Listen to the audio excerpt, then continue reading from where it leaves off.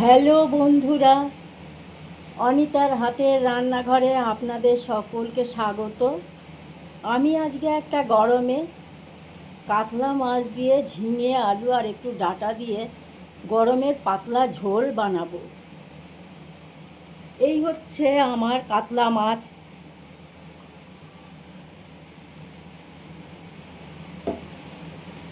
এই জিরে, আদা, একটু গোলমরিচ আর কাঁচা লঙ্কা বেটে নেব। জিরে, ধনে, একটু টুকরো আদা আর গোলমরিচ দিয়ে কাঁচা লঙ্কা দিয়ে আমি এটা পেস্ট করে নেব, বেটে নেব। হচ্ছে আমার নুন, হলুদ। আর এই হচ্ছে আমার ঝিঙে, ডাঁটা, আলু। আমি মাছটা আগে ভেজে নেব। প্রথমে গ্যাসটা আমি জ্বালিয়ে নিলাম।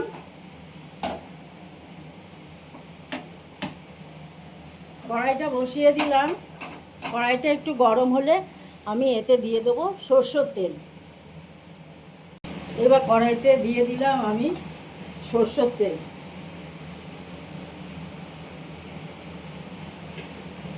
তেলটা গরম হলে আমি এবার মাছগুলো আস্তে আস্তে ছেড়ে দেব। তেলটা আমার গরম হয়ে গেছে। এবার মাছগুলো আমি আস্তে আস্তে ছেড়ে দেব। এক এক করে মাছগুলো ভেজে নেব।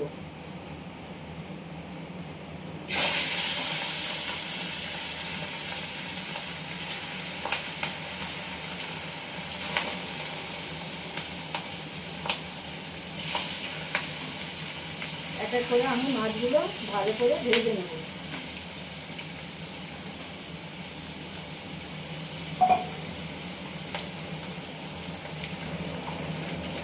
মাছটা এবার আমি আস্তে আস্তে একটু উল্টে দেবো।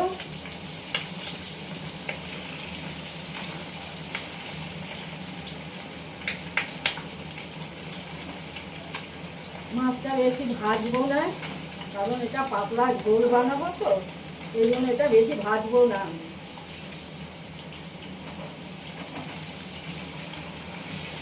এটা খুব বেশি ভাজবো না।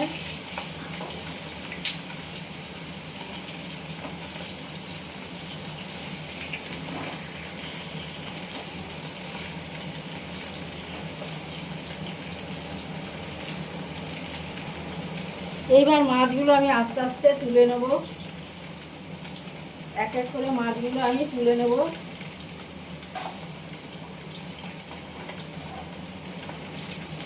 গ্যাসের ফ্লেমটা একটু কম করে দেবো। গ্যাসের ফ্লেমটা আমি একটু কম করে দিলাম এই মাছ ভাজা। এবার কড়াইতে আমি একটু জিরে ফোড়ন দিয়ে দিলাম। আলুগুলো আগে ভেজে নেব। আলুটা একটু শক্ত জিনিস, তো তাই আলুটা আগে আমি একটু সাঁতলে নেব, তারপরে ঝিঙে ডাঁটাটা দেব।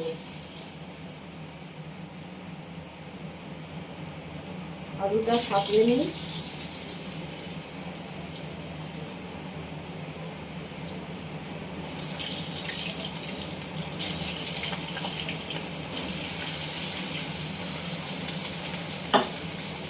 আলুটা একটু নেড়ে চেড়ে আমি ঢেকে দেবো নরম হওয়ার জন্য। আলুটা আমার একটু নরম নরম হয়ে আসলে তারপরে আমি ঝিঙে আর ডাঁটাটা দিয়ে দেবো। এখন আমি কড়াইটা একটু ঢেকে দিলাম। এবার আমি কড়াইয়ের ঢাকাটা খুলে দেবো। এবার এই ঝিঙে আর ডাঁটাটা আমি দিয়ে দেবো একসঙ্গে আলুর সাথে।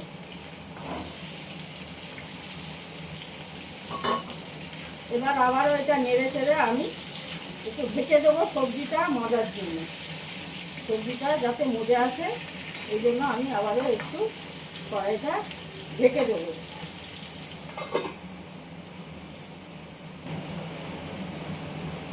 কড়াইয়ের ঢাকনাটা আবার খুলে দিলাম। এই সবজিটা আমার বেশ মজে এসছে। আমি এর মধ্যে এবার আমার ওই বেটে রাখা মশলাটা দিয়ে দেব।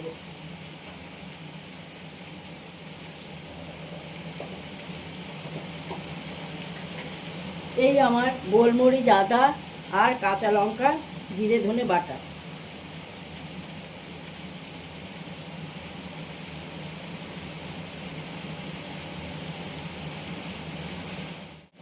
দিয়ে দিলাম হলুদ, স্বাদ মতো লবণ,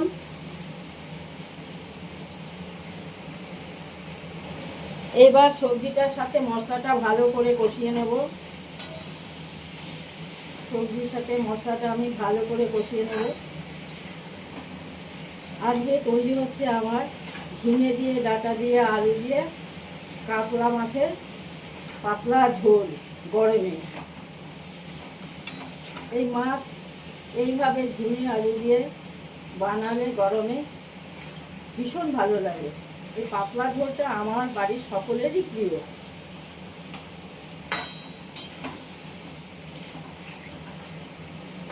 এবার আবারও এটা আমি ঢেকে দিই একটু।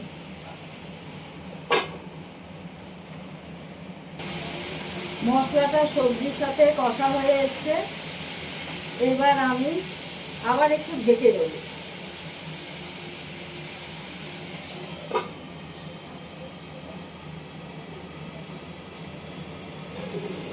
এবার আমি ঢাকনাটা খুলে দেখি আমার মশলাটা সবজির সাথে কষা হয়েছে কিনা। হ্যাঁ, মশলাটা সবজির সাথে আমার কষা কষা হয়ে এসছে, বেশ তেল ছেড়ে এসছে। এবার আমি এর মধ্যে একটু জল দিয়ে দেবো।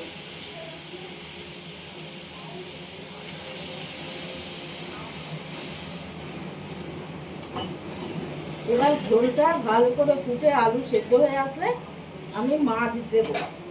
মাছ দিয়ে ফুটিয়ে তারপর নামিয়ে নেব। ঢেকে দিলাম আমি আলুটা সবজিটা সেদ্ধ হওয়ার জন্য। এবার ঢাকনাটা খুলে দেখি সবজিটা আমার সেদ্ধ হয়েছে কিনা।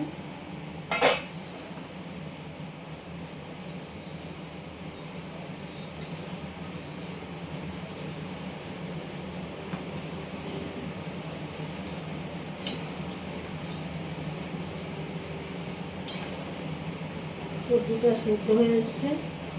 এবার আমি গ্যাসের ফ্লেমটা আর একটু বাড়িয়ে দিলাম, আর ঢাকবো না। মাছগুলো এক এক করে আমি এর মধ্যে দিয়ে দেবো।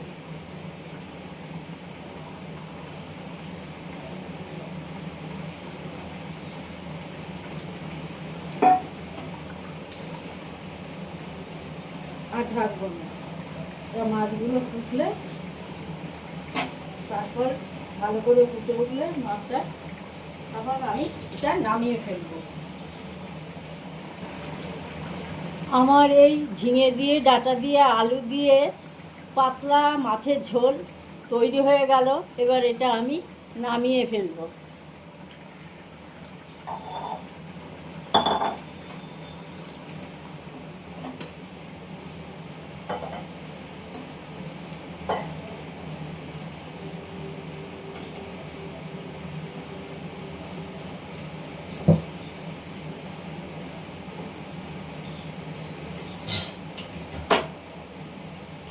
বন্ধুরা, এই আমার তৈরি হয়ে গেল ঝিঙে দিয়ে, ডাঁটা দিয়ে, আলু দিয়ে পাতলা মাছের ঝোল।